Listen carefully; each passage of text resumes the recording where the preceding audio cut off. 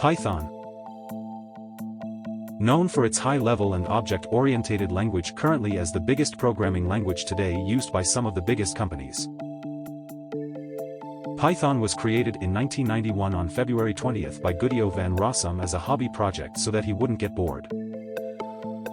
He named it after the famous show The Complete Monty Python's Flying Circus, with the goal being to make an easy language so that it was easy to pick up and didn't require you to learn a hard syntax.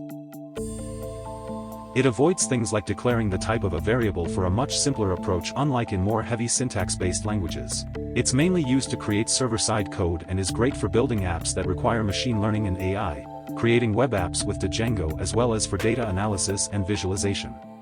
It also doesn't have a compilation process, which makes the edit, test, debug cycle a lot easier.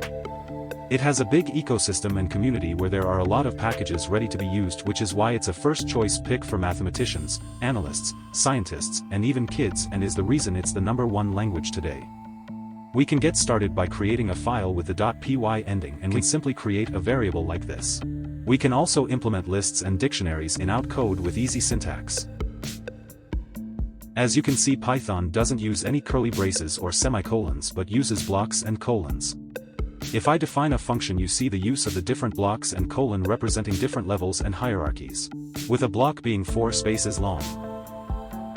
It is also a great tool for creating graphics with Turtle and game development with Pygame, which can create popular and fully functional games.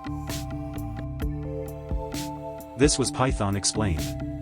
If you enjoy our videos and would like to see more of our content, consider subscribing, and I'll see you in the next video.